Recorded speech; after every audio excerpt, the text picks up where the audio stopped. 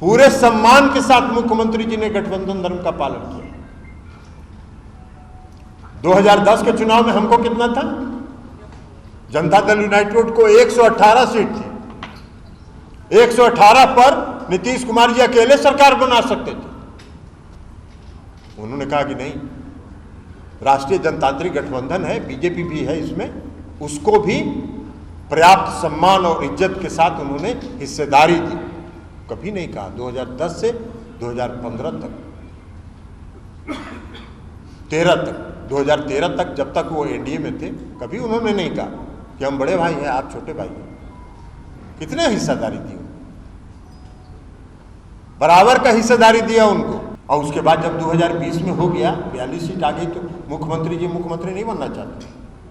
आपने जबरदस्ती उनको मुख्यमंत्री बनाया, और जबरदस्ती मुख्यमंत्री बनवाने के बाद जो छुटभैया नेता लोग जो बयान दे रहे थे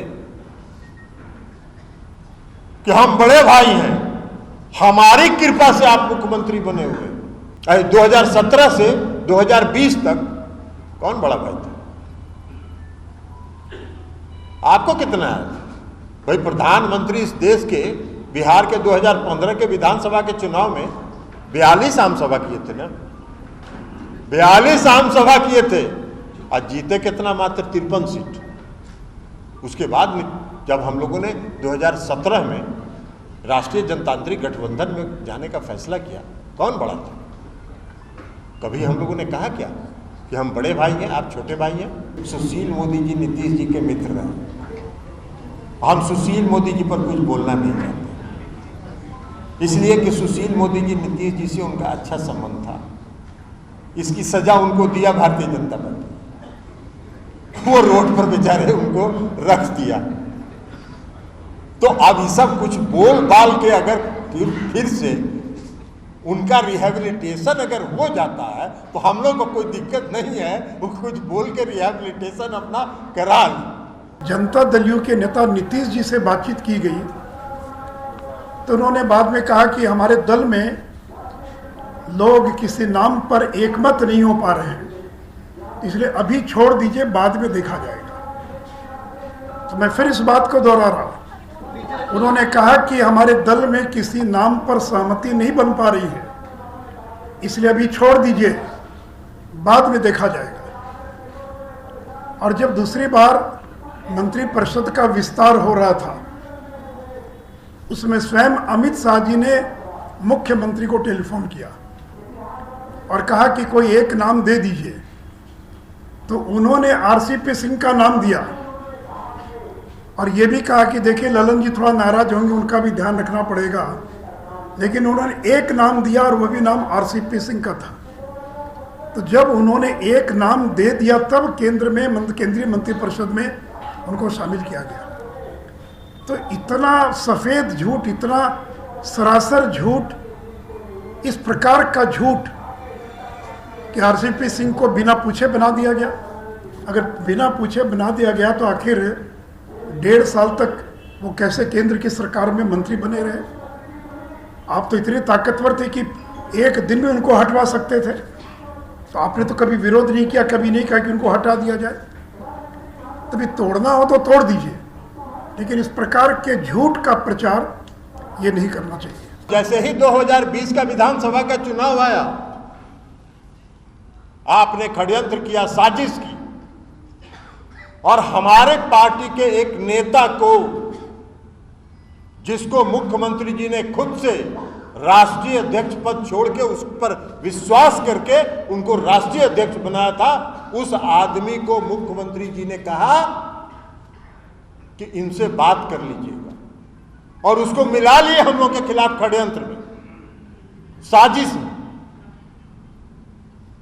और साजिश करके कितने कैंडिडेट थे लोजपा के, उसमें जो भारतीय जनता पार्टी के नेता थे, सारे भारतीय जनता पार्टी के नेताओं को उन लोगों ने लोजपा में भेज के टिकट दिलवा के और अपने सभी कार्यकर्ताओं को यह निर्देश देके कि लोजपा के साथ लगे रहो और चुनाव कराए। अब मित्रों, जो दूसरा प्रचार किया जा रहा है कि जनता दल यू को तोड़ने की कोशिश हो रही थी, उदाहरण दिया जा रहा शिवसेना का। अरे शिवसेना हमारा सहयोगी दल थोड़ी था, वो तो वहाँ का सत्ताधारी दल था, आप तो हमारे सहयोगी दल थे। हमने सहयोगी दल रहते हुए कभी किसी पार्टी को तोड़ा नहीं। और जब वहाँ टूटी सरकार तो शिवसेना, जो कि हमारा सहयोगी दल नहीं था, उसको वो पार्टी टूटी जो है। आप तो हमारे सहयोगी दल थे, और अगर आपको हम तोड़ भी देते मान लीजिए, तो सरकार कैसे बनती? क्योंकि हम तो केवल 74 या 75 थे, और सरकार बनाने के लिए 46 चाहिए था। तो पूरी जनता दल यू आती तभी ना कुछ हो सकता था, तो भी बहुमत नहीं होता। और देखिए बीजेपी ने आज तक कभी किसी को धोखा नहीं दिया। हमने नीतीश जी को एक बार नहीं 5 बार बिहार का मुख्यमंत्री बनाया, 5 बार। अपने गिरवान में झांकना चाहिए। बिहार के मुख्यमंत्री नीतीश कुमार जी विश्वासघाती नहीं है, वो विश्वासघाती है और भारतीय जनता पार्टी विश्वासघाती है। राष्ट्रीय जनतांत्रिक गठबंधन में रहते हुए जनता दल यूनाइटेड अरुणाचल में 7 विधानसभा की सीट जीती, भारतीय जनता पार्टी के खिलाफ लड़के। आप सत्ता में बन गए, वहां सरकार बना लिया आपने, कोई दिक्कत नहीं थी। हमारे विधायकों ने भी लिखित समर्थन दे दिया कि हम राष्ट्रीय जनतांत्रिक गठबंधन में है, जो यहां सरकार बनी है उसका हम समर्थन करते हैं। उसके बाद 6 को विधायक को तोड़ दिया। गठबंधन धर्म का पालन कर रहे थे। यही गठबंधन धर्म अटल जी ने जो निर्माण किया था एनडीए का, यही गठबंधन धर्म था, ये गठबंधन धर्म नहीं था। पिछली बार जब आपने गठबंधन तोड़ा आरजेडी से, तो आपने कहा मैं भ्रष्टाचार के मुद्दे पर कोई समझौता नहीं करूंगा, और कहा कि तेजस्वी ने कोई जवाब नहीं दे पाए, इसे मैं गठबंधन तोड़ रहा हूं। उस समय तो केवल सीबीआई ने छापा मारा था, अब तो सीबीआई ने चार्जशीट फाइल कर दिया। तो आपके मंत्रिमंडल में जो डिप्टी सीएम बनने जा रहे हैं वो चार्जशीटेड हैं, भ्रष्टाचार के मामले में चार्जशीटेड हैं, वो बेल पर हैं। कल कोर्ट अगर चाहे तो उनकी बेल को खारिज कर सकता है, उनको दोबारा जेल भेज सकता है। तो तेजस्वी यादव ये भ्रष्टाचार से जुड़े आईआरसीटीसी घोटाले के मामले में ये चार्जशीटेड हैं, ये बेल पर हैं, उनका ट्रायल शुरू हो गया है, और इतने पुख्ता सबूत हैं कि इस ट्रायल का परिणाम उनकी जेल जाने में भी हो सकता है, उनकी सजा के रूप में भी हो सकता है। 2017 में हम लोगों ने जो तोड़ा था आईआरसीटीसी का हो गया ट्रायल, 17 में चार्जशीट हुआ, आज तक ट्रायल नहीं शुरू हुआ। अरे ये सब किसको ड्रामा सिखाते हैं ये लोग? ये वही बात कंफर्म कर रहे हैं जो मनीष जी अभी पूछ रहे हैं कि सीबीआई ईडी का डर दिखा के। और अभी भी जो ये सब कुछ जो चर्चा मार्केट में थी ना कि फिर महागठबंधन बन सकता है, तो उसके बाद सीबीआई का रेड हुआ, ईडी का रेड हुआ, ये सब रेड हुआ, ये सब उसी का दबाव बनाने के लिए। तो कोई डरने वाला नहीं है उनका ईडी और सीबीआई से, इसलिए कि कोई यहाँ घपला नहीं करता है। मित्र, मैं आपको बताना चाहूँगा कि उनके नज़दीकी लोगों ने कई बार प्रयास किया कि उनको उपराष्ट्रपति का उम्मीदवार घोषित कर दिया जाए।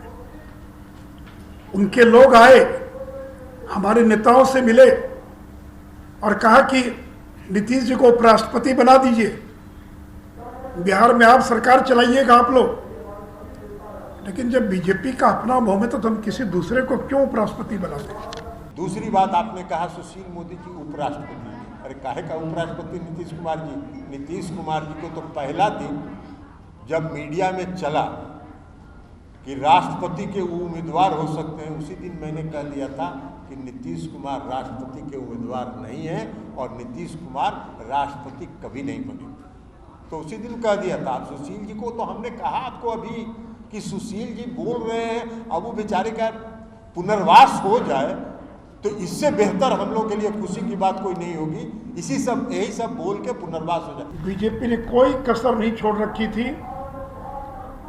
कि अगर कोई शिकायत है तो हम आपकी शिकायत दूर करने के लिए तैयार हैं। 2 बार धर्मेंद्र प्रधान आए, उन्होंने कोई शिकायत नहीं की, नहीं सब ठीक चल रहा, कोई दिक्कत नहीं है। और ठीक सरकार गिरने के एक दिन पहले हमारे पार्टी के एक बड़े वरिष्ठ नेता ने दिल्ली से फ़ोन किया कि नीतीश जी सब ठीक तो है? बोला सब ठीक है, कोई दिक्कत नहीं है। तो पूछा कि ये ललन सिंह का बयान आ रहा देख रहे हैं टीवी पर, तो कहा कि जैसे आपकी पार्टी में गिरिराज सिंह है वैसे हमारे पार्टी में ललन सिंह है। आप इन बयानों की चिंता मत कीजिए। और उसके बाद जब 2020 में हो गया 42 सीट आ गई तो मुख्यमंत्री जी मुख्यमंत्री नहीं बनना चाहते, आपने जबरदस्ती उनको मुख्यमंत्री बनाया। और जबरदस्ती मुख्यमंत्री बनवाने के बाद जो छुटभैया नेता लोग जो बयान दे रहे थे कि हम बड़े भाई हैं, हमारी कृपा से आप मुख्यमंत्री बने हुए,